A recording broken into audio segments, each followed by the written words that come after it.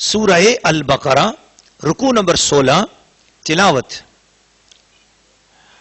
ومن يرغب عن ملة إبراهيم إلا من سفه نفسه ولقد استفيناه في الدنيا وإنه في الآخرة لمن الصالحين وإذ قال له ربه أسلم قال أسلمت لرب العالمين ووصى بها إبراهيم بنيه ويعقوب يا بني إن الله استفى لكم الدين فلا تموتن إلا وأنتم مسلمون أم كنتم شهداء إذ حضر يعقوب الموت إذ قال لبنيه ما تعبدون من بعدي قالوا نعبد إلهك وإله آبائك إبراهيم وإسماعيل وإسحاق إلها واحدا ونحن له مسلمون تلك أمة قد خلت لها ما كسبت ولكم ما كسبتم ولا تسألون عما كانوا يعملون وقالوا كونوا هودا أو نصارى تهتدوا قل بل ملة إبراهيم حنيفا وما كان من المشركين قولوا آمنا بالله وما أنزل إلينا وما أنزل إلى إبراهيم وإسماعيل وإسحاق ويعقوب والأسباط وما أوتي موسى وعيسى وما أوتي النبيون من ربهم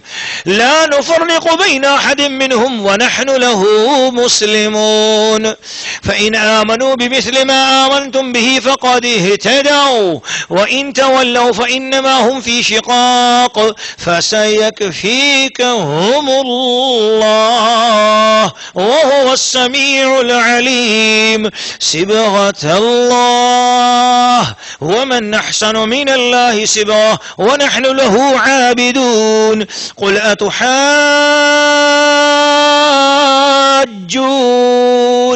في الله وهو ربنا وربكم لنا أعمالنا ولكم أعمالكم ونحن له مخلصون أم تقولون إن إبراهيم وإسماعيل وإسحاق ويعقوب والأسباط كانوا هودا أو نصارى قل أأنتم أعلم أم الله ومن أظلم ممن كتم شهادة عنده من الله وما الله بغافل عما تعملون تلك أمة قد خلت لها ما كسبت ولكم ما كسبتم ولا تسألون عما كانوا يعملون سورہ البقرہ رکوع نمبر 16 ترجمہ کنز الایمان. اور ابراہیم کے دین سے کون منہ پھیرے سوا اس کے جو دل کا احمق ہے، اور بے شک ضرور ہم نے دنیا میں اسے چن لیا، یعنی حضرت ابراہیم علیہ السلام کو، اور بے شک وہ آخرت میں ہمارے خاص قرب کی قابلیت والوں میں ہے. جبکہ اس کے رب نے فرمایا گردن رکھ. عرض کی میں نے گردن رکھی اس کے لیے جو رب ہے سارے جہان کا. اور اسی دین کی وصیت کی ابراہیم نے اپنے بیٹوں کو اور یعقوب نے کہ اے میرے بیٹو، بے شک اللہ نے یہ دین تمہارے لیے چن لیا تو نہ مرنا مگر مسلمان. بلکہ تم میں کے خود موجود تھے جب یعقوب کو موت آئی، جبکہ اس نے اپنے بیٹوں سے فرمایا میرے بعد کس کی پوجا کرو گے؟ بولے ہم پوجیں گے اسے جو خدا ہے آپ کا اور آپ کے آبا ابراہیم و اسماعیل و اسحاق کا ایک خدا، اور ہم اس کے حضور گردن رکھے ہیں. یہ ایک امت ہے کہ گزر چکی، ان کے لیے ہے جو انہوں نے کمایا اور تمہارے لیے ہے جو تم کماؤ، اور ان کے کاموں کی تم سے پرسش نہ ہوگی. اور کتابی بولے یہودی یا نصرانی ہو جاؤ راہ پاؤ گے. تم فرماؤ کہ بلکہ ہم تو ابراہیم کا دین لیتے ہیں جو ہر باطل سے جدا تھے اور مشرکوں سے نہ تھے. یوں کہو کہ ہم ایمان لائے اللہ پر اور اس پر جو ہماری طرف اترا اور جو اتارا گیا ابراہیم و اسماعیل و اسحاق و یعقوب اور ان کی اولاد پر، اور جو عطا کیے گئے موسیٰ و عیسیٰ اور جو عطا کیے گئے باقی تمام انبیاء اپنے رب کے پاس سے، ہم ان میں کسی پر ایمان میں فرق نہیں کرتے اور ہم اللہ کے حضور گردن رکھے ہیں۔ پھر اگر وہ بھی یوں ہی ایمان لائے جیسا تم لائے، جب تو وہ ہدایت پا گئے، اور اگر منہ پھیریں تو وہ نری ضد میں ہے، تو اے محبوب عن قریب اللہ ان کی طرف سے تمہیں کفایت کرے گا، اور وہی ہے سنتا جانتا۔ ہم نے اللہ کی رینی یعنی رنگائی لی، اور اللہ سے بہتر کس کی رینی یعنی رنگائی، اور ہم اسی کو پوجتے ہیں۔ تم فرماؤ کیا اللہ کے بارے میں جھگڑتے ہو حالانکہ وہ ہمارا بھی مالک ہے اور تمہارا بھی، اور ہماری کرنی یعنی ہمارے اعمال ہمارے ساتھ، اور تمہاری کرنی یعنی تمہارے اعمال تمہارے ساتھ، اور ہم نرے اسی کے ہیں۔ بلکہ تم یوں کہتے ہو کہ ابراہیم اور اسماعیل اور اسحاق اور یعقوب اور ان کے بیٹے یہودی یا نصرانی تھے۔ تم فرماؤ کیا تمہیں علم زیادہ ہے یا اللہ کو؟ اور اس سے بڑھ کر ظالم کون جس کے پاس اللہ کی طرف سے گواہی ہو اور وہ اسے چھپائے؟ اور خدا تمہارے کوتکوں یعنی برے اعمال سے بے خبر نہیں؟ وہ ایک گروہ ہے کہ گزر گیا، ان کے لیے ان کی کمائی اور تمہارے لیے تمہاری کمائی، اور ان کے کاموں کی تم سے پرسش نہیں ہوگی۔ سورہ البقرہ رکوع نمبر 16، خلاصہ منقول تفسیرات قرآن۔ ناظرین و ناظرات اور سامعین و سامعات، حضرت سیدنا عبداللہ بن سلام نے اپنے دو یہودی بھتیجوں، ایک کا نام تھا مہاجر اور ایک کا نام تھا سلمہ، ان کو اسلام کی دعوت دی اور بتایا کہ حضرت ابراہیم علیہ السلام نے جس کے لیے دعا کی تھی وہ یہی محمد مصطفیٰ ہیں۔ تو ان کا بھتیجا سلمہ ایمان لے آئے، حضرت سلمہ رضی اللہ تعالیٰ عنہ بن گئے۔ البتہ جو ان کا دوسرا بھتیجا تھا جس کا نام تھا مہاجر، اس نے نہیں مانا۔ تو اس موقع پر یہ آیت آئی کہ اتنی بڑی دلیل تمہیں دی گئی کہ حضرت ابراہیم علیہ السلام نے جن کے لیے دعا کی تھی یہ وہی محمد مصطفیٰ ہیں۔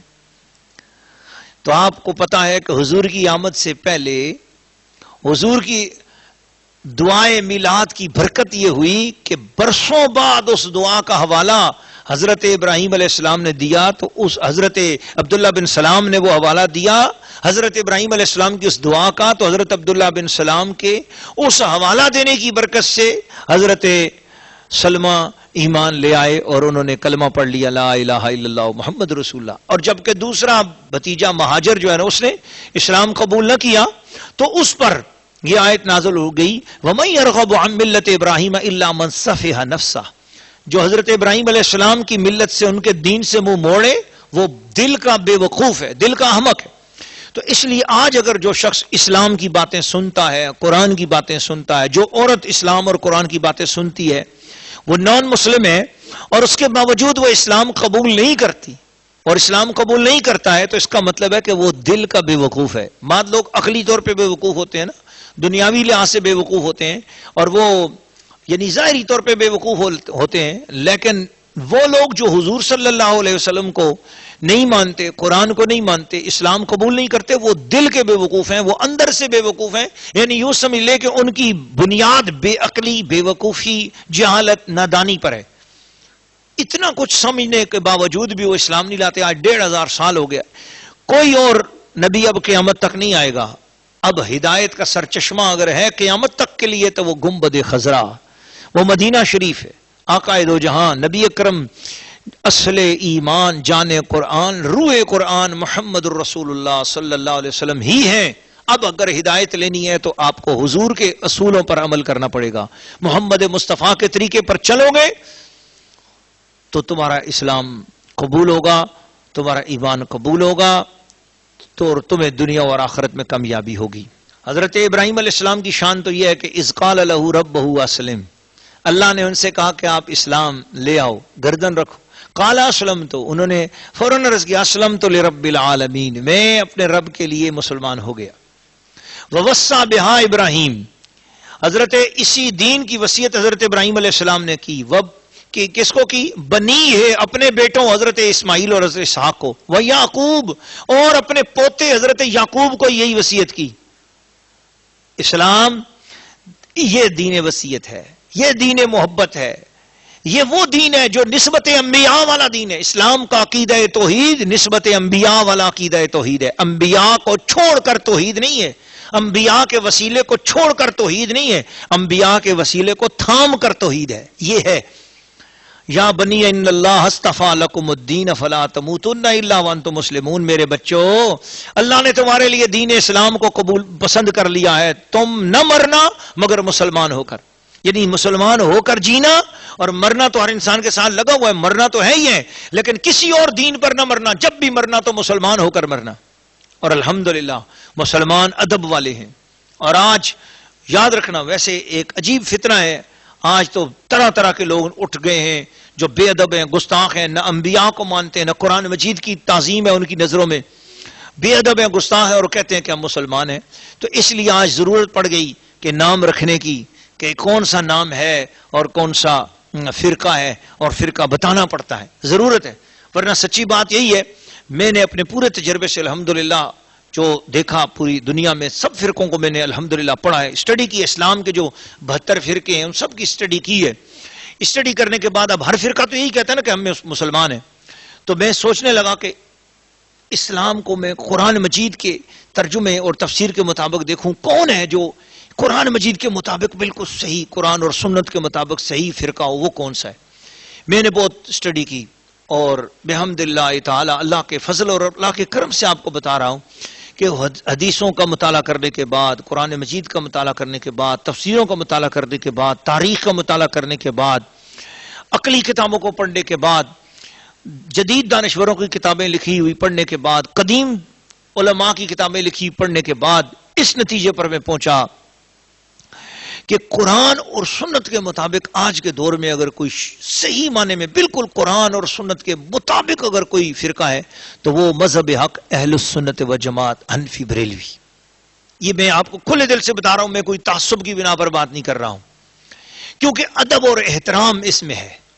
اولیاء اللہ کا ادب، ماں باپ کا ادب، پیر فقیر کا ادب، بزرگوں کا ادب، اولیاء اللہ کا ادب، بزرگان دین کا ادب، صحابہ اکرام کا ادب، اہل بیت اطہار کا ادب، رسولوں کا ادب، فرشتوں کا ادب، یعنی کسی اللہ کی پیاری چیز، مکان، جگہ، شخصیت یا زمان کا کوئی بے ادبی کرنے والا نہیں ہے۔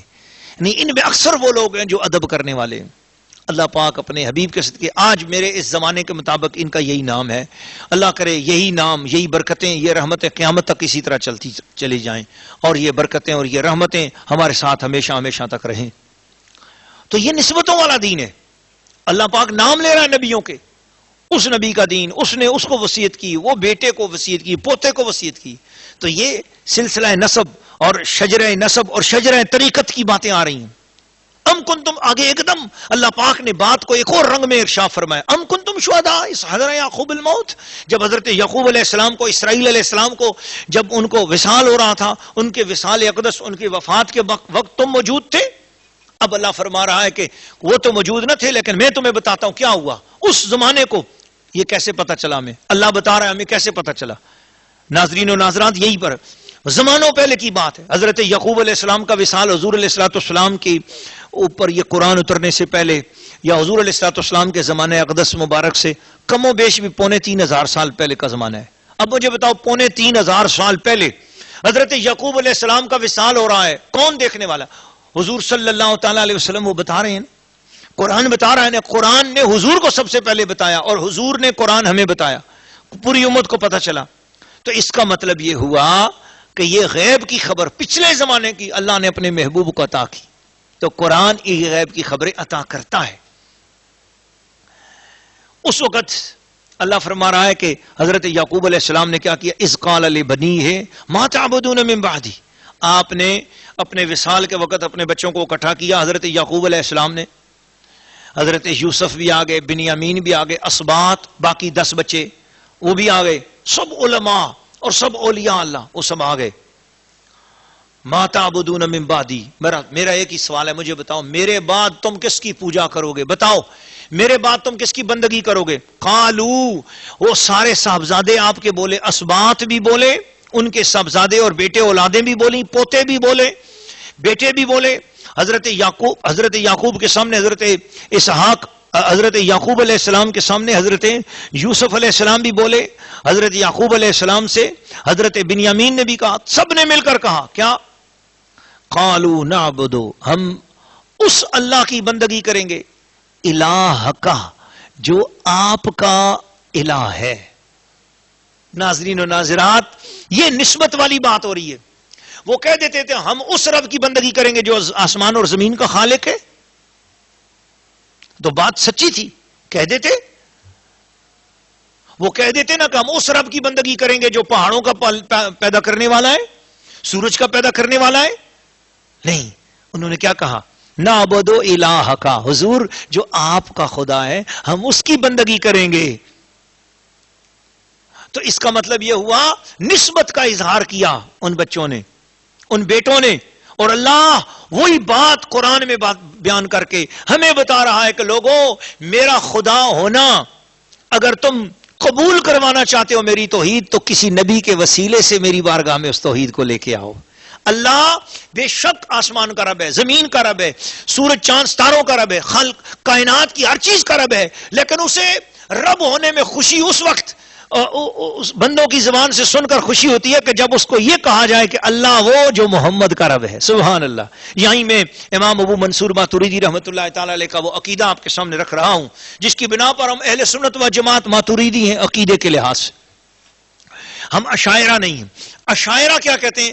اشاعرہ یہ کہتے ہیں، وہ بھی اہل سنت و جماعت ہے لیکن ان کا ایک طریقہ ہے، وہ یہ کہتے ہیں اللہ وہ جو عالمین کا رب ہے. اچھی بات ہے، بہت اچھی بات ہے. لیکن ابو منصور ماتوریدی رحمت اللہ تعالی علیہ کی طرف سے جو ہمیں عقیدے کی بات ملتی ہے، ہمارے علماء نے، ہمارے بزرگوں نے، حضرت مجدد الفسانی شیخ احمد سرندی فاروقی رحمت اللہ تعالی مکتوبات شریف میں جو ہمیں عقیدہ دیا، وہ یہ اس سے بھی زیادہ افضلیت والی بات ہے. اور وہ یہ کہا کہ ہم اللہ کو اللہ اس لیے مانتے ہیں کہ وہ محمد کا رب ہے.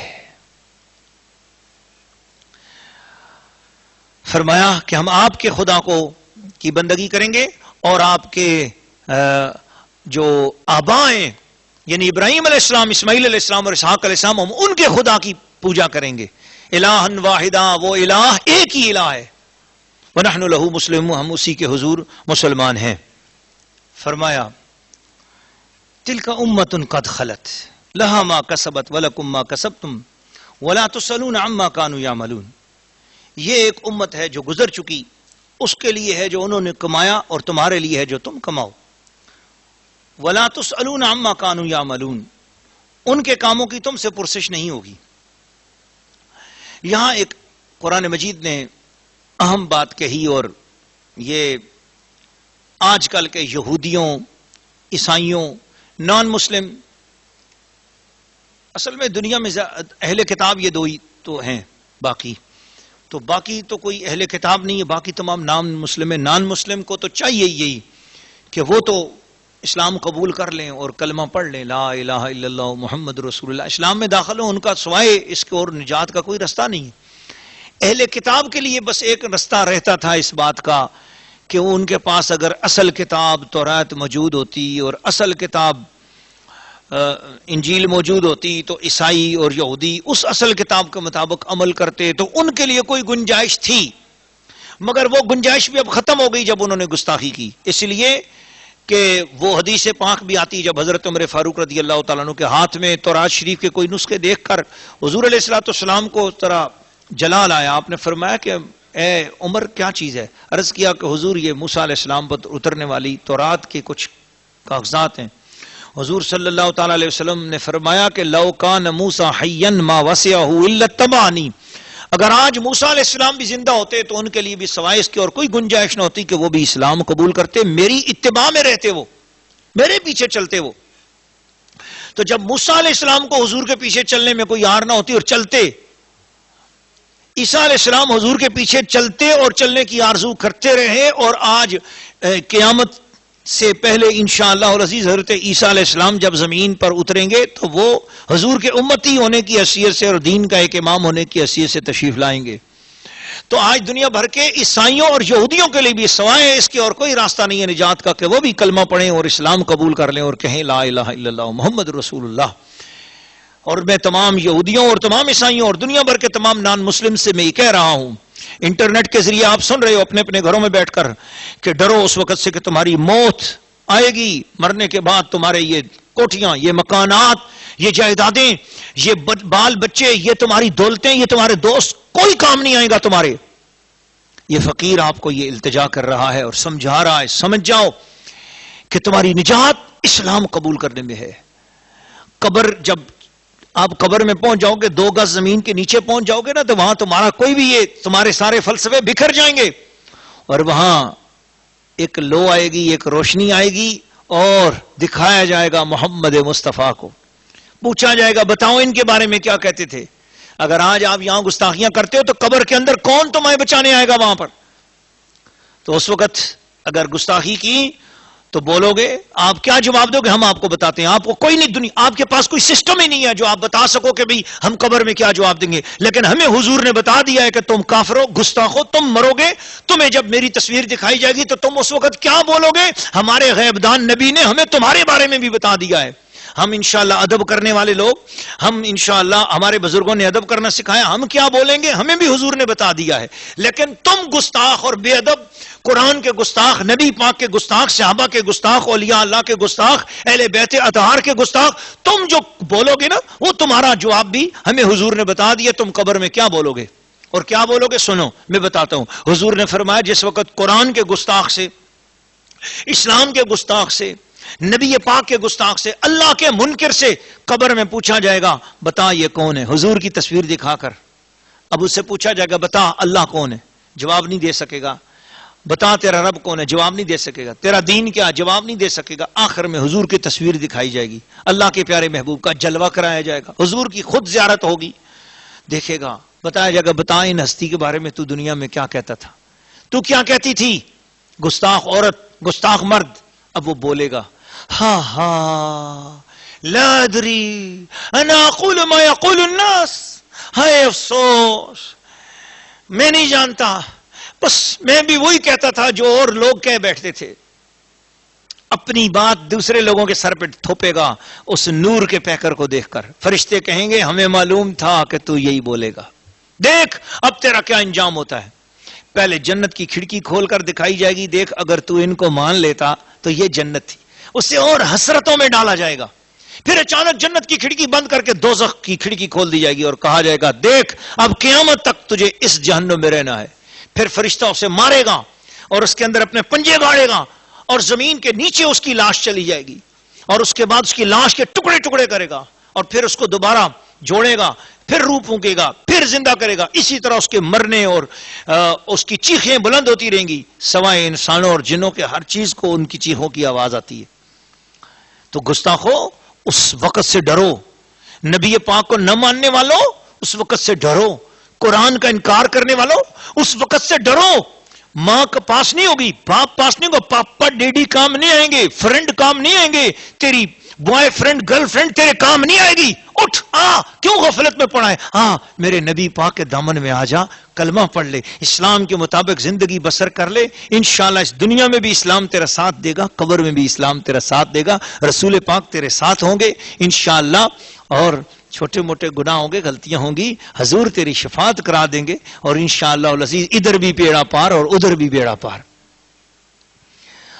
بات چل پڑی ہے تو میں ذرا اسلام والوں، ماننے والوں کی قبر میں بھی لے جاؤں تاکہ آپ کو پتہ چلے کہ وہ کیا جواب دیں گے، ہم لوگ کیا جواب دیں گے انشاءاللہ العزیز. اللہ اور اس کے رسول کی مہربانی سے اور اللہ کے فضل سے، رسول پاک کے وسیلے سے، صحابہ اکرام کی نسبت اور محبت سے، اہل بیت اطہار کی برکت سے، اولیاء اللہ کی نسبت سے انشاءاللہ ہم کیا جواب دیں گے.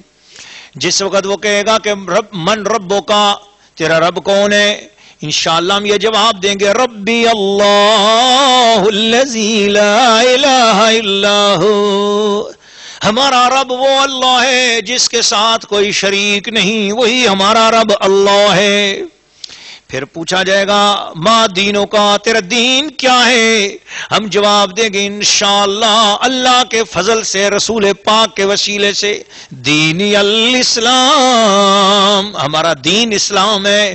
پھر قبر میں اچانک حضور کا جلوہ آ جائے گا اور حضور کی زیارت ہوگی، ہماری آنکھوں میں آنسو آ جائیں گے، فرشتے کیا تعارف کرائیں گے، ہم ہی اس نور والے کو دیکھ کر ہم کہنے شروع کر دیں گے کہ نور والا آیا ہے، نور لے کر آیا ہے، سارے عالم میں یہ دیکھو، ساری قبر میں یہ دیکھو کیسا نور چھایا ہے، الصلاۃ والسلام علیک یا رسول اللہ، الصلاۃ والسلام علیک یا حبیب اللہ۔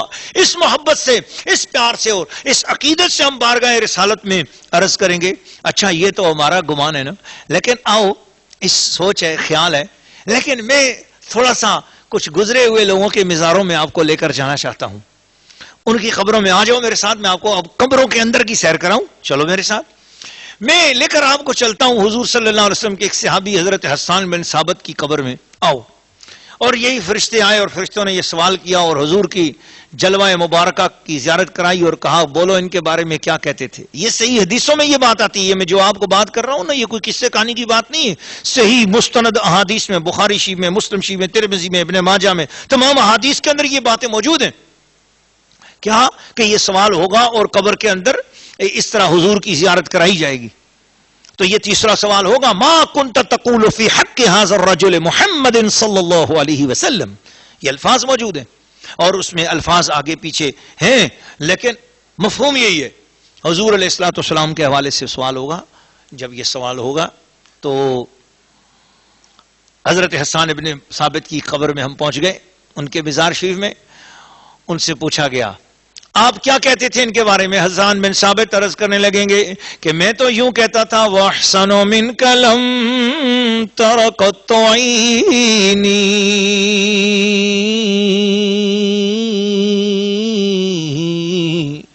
وَأَجْمَلُ مِنْكَ لَمْ تَلِدِ النِّسَاءُ، خُلِقْتَ مُبَرًّا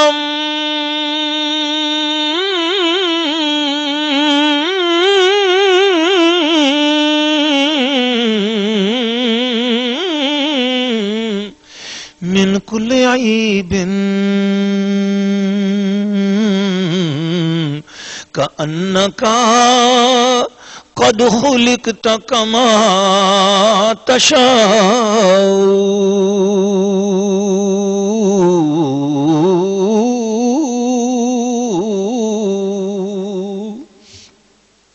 وہ تو یوں عرض کریں گے کہ میں تو یوں کہتا تھا کہ یا رسول اللہ آپ جیسا حسین میری آنکھ نے کبھی دیکھا ہی نہیں، میں تو یوں کہتا تھا کہ یہ آنکھ کیسے دیکھ سکتی ہے، آپ جیسا حسین کسی ماں نے جنا ہی نہیں۔ حضور ممبر پہ بیٹھے ہوتے تھے، میں ممبر پہ بیٹھ کر حضور کی نعتیں پیش کرتا تھا، کبھی حضور ممبر پہ ہوتے میں زمین پہ کھڑے نعتیں پڑھتا، کبھی حضور خوشی میں مجھے ممبر پہ بٹھا دیتے، میں حضور کو دیکھتے ہوئے تکتے ہوئے یہ نعتیں پڑھتا اور میں یوں کہتا کہ خلقتا مبرّا من کل عیب، حضور آپ تو ہر عیب سے اس طرح پاک پیدا ہوئے ہیں کأنک قد خلقتا کما تشاء، آپ نے گویا اپنے آپ کو اپنی مرضی کے مطابق پیدا کروایا، جیسے آپ چاہتے گئے ایسے اللہ تعالیٰ آپ کو بناتا گیا۔ سبحان اللہ، سبحان اللہ۔ جی میں آپ کو لے کے آتا ہوں امام بوصیری کے مزار میں۔ امام بوصیری کی قبر میں سوال ہوا، ہاں جی ما کنت تقول فی حق هذا الرجل محمد صلی اللہ علیہ وسلم۔ امام بوصیری کھڑے ہو کر کہنے لگے مولاي صل وسلم دائما ابدا على حبيبك خير الخلق كلهم۔ اور میں کہتا تھا کہ فمبلغ العلم فيه انه بشر وأنه خیر خلق اللہ کلہم. علم کی انتہا تو یہاں تک ہے کہ علم یہ کہتا ہے کہ بس آپ ایک بشر ہیں، لیکن وَأَنَّهُ خَيْرُ خَلْقِ اللَّهِ كُلِّهِمْ. علم کی کیا اوقات ہے؟ اصل بات تو یہ ہے کہ اللہ پاک کی نظر میں حضور آپ ساری خلق سے زیادہ افضل والا ہے. میں تو حضور کو ساری خلق سے افضل والا کہتا تھا. اچانک میں نے کہا چلو آؤ، ہندوستان میں بریلی شہر میں بھی ایک بندہ فوت ہوا ہے، آؤ اس کی قبر شریف کے اندر چلتے ہیں. میں مترجم اقدس کنز الایمان شریف کا ترجمہ لکھنے والے امام احمد رضا کی قبر شریف کے اندر اتر گیا. میں نے اپنے ساتھ سب لوگوں کو کہا آؤ اترو، ان کی قبر کے اندر بھی فرشتے آئے ہوں گے، ان سے بھی سوال پوچھا ہوگا. اور جب ان کو دکھایا گیا ہوگا جلوہ مصطفیٰ، تو میں نے دیکھا ساری قبروں سے یہ قبر بالکل عجیب قبر ہے، یہ اتنی گہری قبر ہے. عام طور پر تو قبریں جتنی بھی میں جن قبروں میں گیا ان قبروں کے اندر تو اس طرح تھا کہ بندہ اٹھ کر بیٹھ سکے، اور یہ قبر کیسی ہے؟ بریلی کے اندر جب میں اس قبر کے اندر پہنچا تو اس قبر کے اندر تو پورا بندہ کھڑا ہو سکتا ہے. تب تک مجھے تاریخ نے بتایا کہ امام محمد رضا عاشق رسول پاک کے پیارے، جب وفات سے پہلے آپ نے وصیت کی تو فرمایا میری قبر کو میرے قد کے برابر کھودنا. کہا گیا کیوں؟ کہ مجھے یقین ہے کہ میری قبر میں رسول پاک تشریف لائیں گے، تو میں لیٹا نہ رہوں، میں بیٹھا نہ رہوں، میں زندگی بھر کھڑے ہو کر ان کے لیے درود و سلام پڑھتا تھا. جب وہ میری قبر میں آئے تب بھی میں کھڑے ہو جاؤں اور کھڑے ہو کر ان کی خدمت میں صلاۃ و سلام پیش کروں. واہ امام احمد رضا، تیری قبر پر کرو سلام اور درود.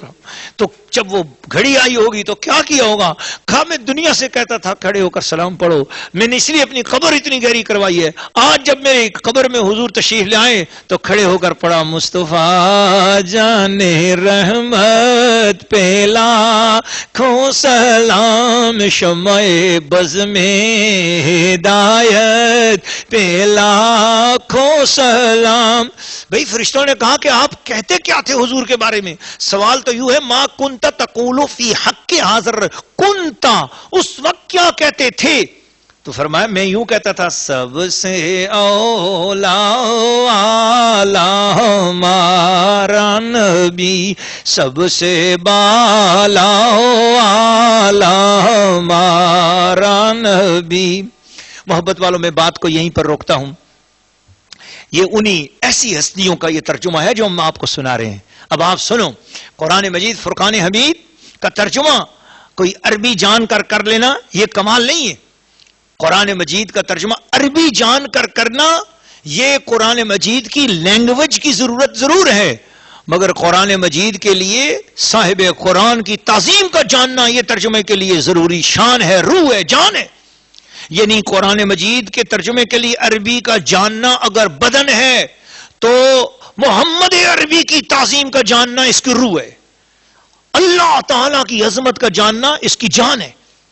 اور الحمدللہ میرے ممدوح، میرے پیارے، میرے امام نالا حضرت فاضل بریلوی رضی اللہ تعالیٰ عنہ قرآن مجید کو صحیح معنی میں جاننے والے، روح قرآن سے واقف، روح قرآن کے شیدائی اور اللہ رب العزت کے کامل بندے، اللہ رب العزت کی توحید اور اس کی عظمت سے واقف، وہ عظیم ہستی. تو محبت والوں اور پیار والوں، بات کہاں سے کہاں چل پڑی قرآن مجید کی تفسیر کے ذریعے. چلو کچھ دیر ہم اس نسبت کے رنگ میں چلے گئے. تو ہم یہاں پر تھے کہ قالوا کونوا ھودا او نصارا تہتدوا، کتابی بولے یا یہودی ہو جاؤ یا نصرانی ہو جاؤ. قل اے محبوب آپ فرماؤ بل ملت ابراہیم حنیفا، اسلام ملت ابراہیم ہے. جی حضرت موسیٰ علیہ السلام یہ اولاد ہیں حضرت یوسف علیہ السلام کی، اور یوسف علیہ السلام پوتے ہیں حضرت اسحاق علیہ السلام کے، یعقوب علیہ السلام کے بیٹے، اور حضرت یعقوب علیہ السلام یہ پوتے ہیں حضرت ابراہیم علیہ السلام کے، بیٹے ہیں حضرت اسحاق علیہ السلام کے. تو یہ دین جو ہے جو تم بات کر رہے ہو کہ یہودی ہو جاؤ یا نصرانی تو راہ پا جاؤ گے، فرمایا قل بل ملت ابراہیم حنیفہ، میں اس سے بھی پہلے کی بات کر رہا ہوں. نہ یہودی ہو جاؤ نہ نصرانی، بلکہ ابراہیمی بن جاؤ۔ ابراہیمی ہونے میں یہودیت بھی آ جاتی ہے، نصرانیت بھی آ جاتی ہے، یعنی موسیٰ علیہ السلام کا فیضان بھی مل جاتا ہے، عیسیٰ علیہ السلام کا فیضان بھی مل جاتا ہے، تو ابراہیم علیہ السلام کی ملت ہو جاتے ہیں جو ہر باطل سے جدا ہیں۔ وما کان من المشرکین، اور وہ شرک والے بھی نہیں تھے۔ تو یہودیت نے بھی شرک کیا اور کفر کیا، اور عیسائیت نے بھی شرک کیا اور کفر کیا۔ بعد میں آنے والی عیسائیت نے اور بعد میں آنے والی یہودیت نے، انہوں نے بچھڑے کو خدا بنا لیا، انہوں نے حضرت عیسیٰ علیہ السلام کو خدا بنا لیا، تو ان سے بھی شرک ہوا، ان سے بھی شرک ہوا، وہ بھی مشرک ہو گئے، یعنی یہودی بھی اور نصرانی بھی مشرک ہو گئے، اور حضرت ابراہیم علیہ السلام کی امت نے اور حضرت ابراہیم علیہ السلام کے تعلیمات میں اور ان کی زندگی میں کہیں شرک نہیں ہوا، ان کے ماننے والوں نے کہیں شرک نہیں کیا۔ فرمایا قولو، چلو ایک اور بات کرتے ہیں، آمنا باللہ، سنو مسلمانوں اور دنیا بھر کے یہودیوں عیسائیوں، میں آپ کو انصاف کی دعوت دیتا ہوں۔ آئیے قرآن مجید سورہ البقرہ رکوع نمبر 16 آیت نمبر 136، قولوا آمنا باللہ، یوں کہو کہ ہم ایمان لے آئے اللہ پر، وما انزل الینا، جو ہماری طرف نازل ہوا ہم اس پر بھی ایمان لے آئے، قرآن پر بھی ایمان لے آئے، رسول پاک پر بھی ایمان لے آئے، وما انزل الی ابراہیم، جو حضرت ابراہیم پر نازل ہوا ہم اس پر بھی ایمان لے آئے، اسماعیل علیہ السلام پہ جو نازل ہوا ہم اس پر بھی ایمان لے آئے، اسحاق حضرت اسحاق علیہ السلام پر جو نازل ہوا ہم اس پر ایمان لے آئے، یعقوب جو حضرت یعقوب علیہ السلام پر نازل ہوا ہم اس پر ایمان لے آئے، والاسباط، اور جو ان کی اولاد پر نازل ہوا ہم اس پر ایمان لے آئے، وما اوتی موسیٰ، جو حضرت موسیٰ علیہ السلام کو دیا گیا ہم اس پر بھی ایمان لے آئے، وعیسیٰ، حضرت عیسیٰ علیہ السلام کو دیا گیا ہم اس پر بھی ایمان لے آئے، وما اوتی النبیون من ربہم، تمام انبیاء کو جو کچھ ان کے رب کی طرف سے عطا ہوا ہم اس پر بھی ایمان لے آئے، لا نفرق بین احد منہم، تمام انبیاء پر ایمان لانے میں ہم کوئی فرق نہیں کرتے، وَنَحْنُ لَهُ مُسْلِمُونَ، ہم اسی کے حضور مسلمان ہیں۔ آؤ اس طرح کا کلمہ پڑھنا ہے تو پڑھ لو، لا الہ الا اللہ محمد رسول اللہ۔ اللہ نے فرما دیا اب قیامت تک کے لیے ایسے وسوسے جو یونیورسٹیوں اور لڑکیوں کے دماغوں میں، یونیورسٹیوں کے کالجوں کے پڑھنے والے لڑکوں اور لڑکیوں کے دماغوں میں آتے ہیں، اگر جی آج کوئی انجیل کے مطابق چلے تو کیا وہ مسلمان ہے؟ آج کوئی اگر تورات کے مطابق چلے تو کیا وہ مسلمان ہے؟ وہ بھی تو آسمانی کتاب ہے نا۔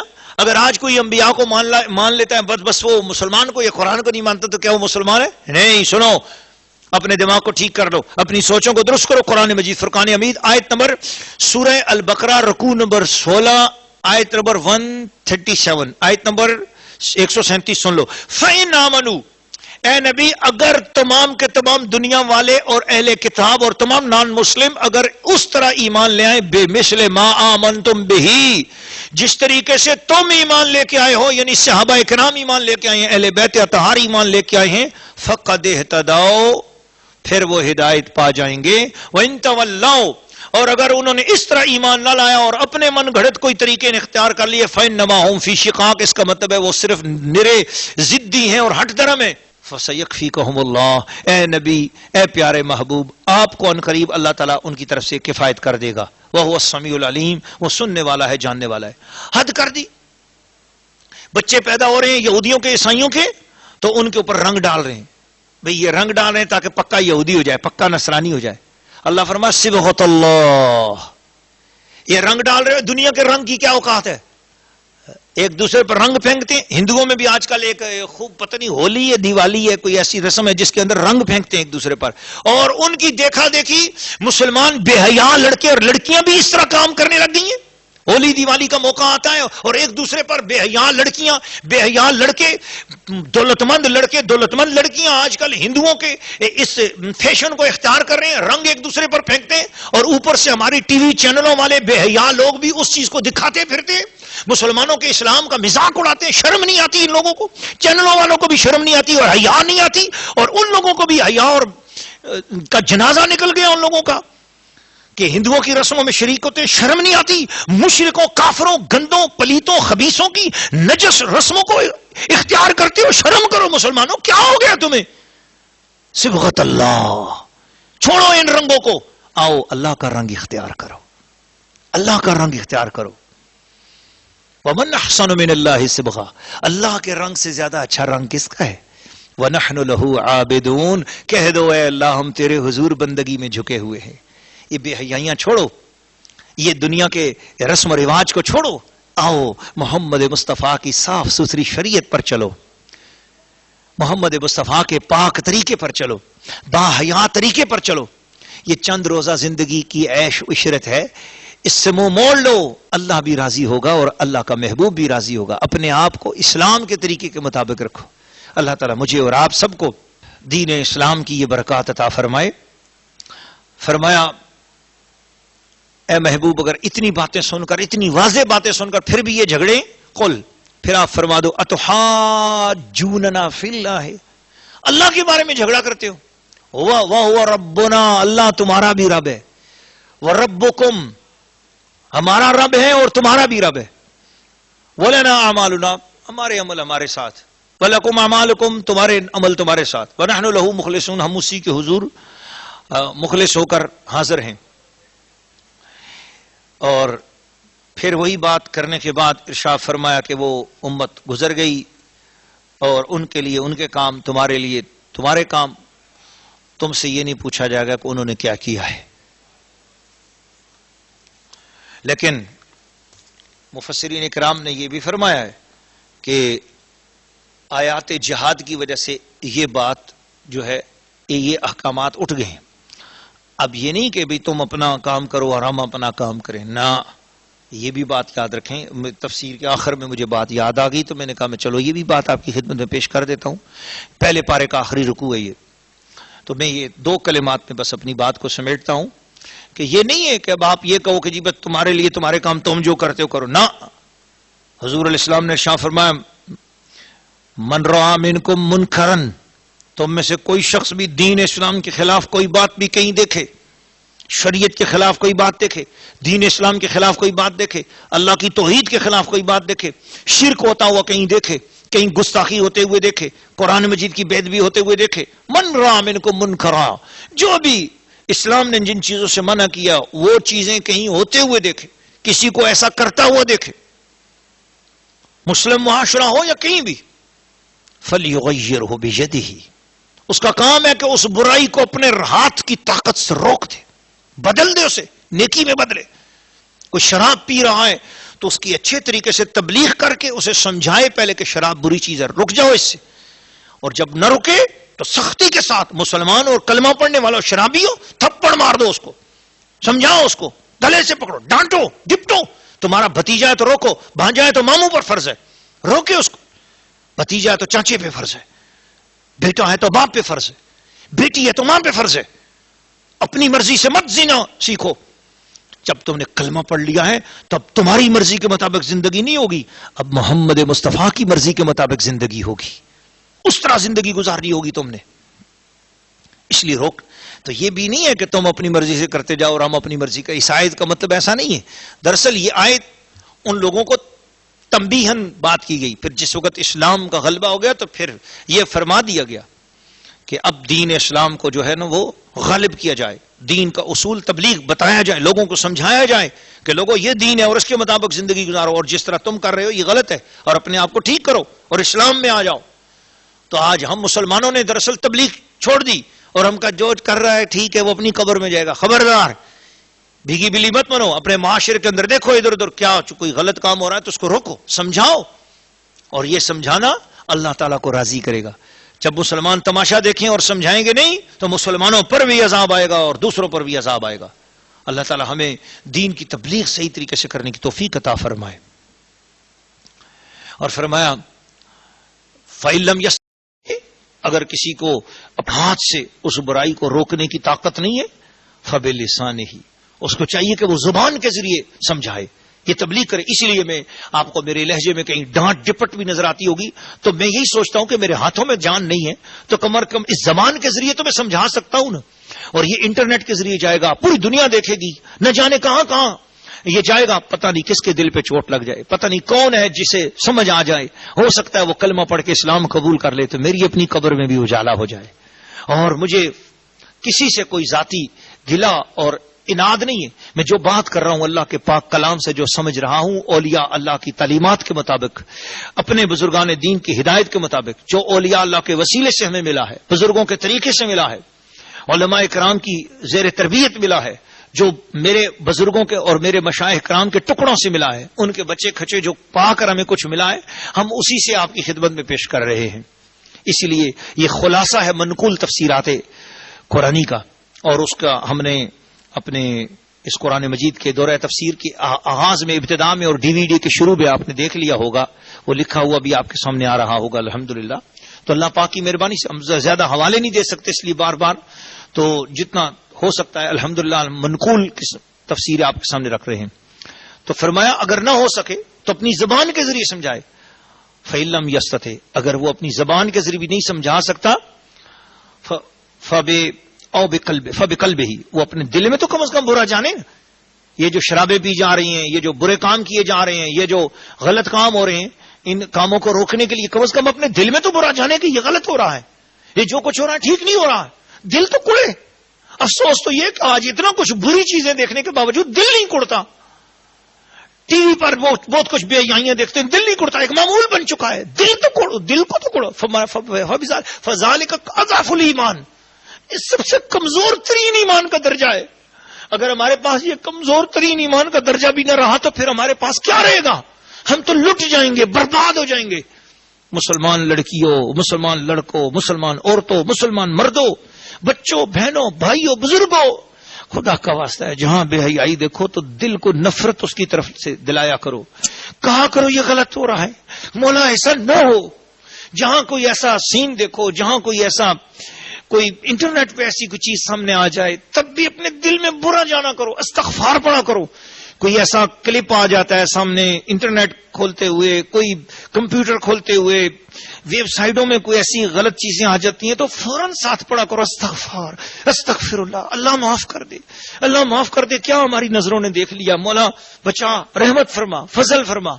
تو اللہ تعالیٰ سے دعائیں کرتے رہا کرو، توبہ استغفار کرتے رہا کرو۔ اللہ تعالیٰ مجھے بھی اور آپ سب کو رسول پاک کے دامن کی پناہ عطا فرمائے، حضور کی طرف سے نظر کرم نصیب فرمائے، اپنے بچوں بچیوں تک ہمارا یہ پیغام بھیجیے۔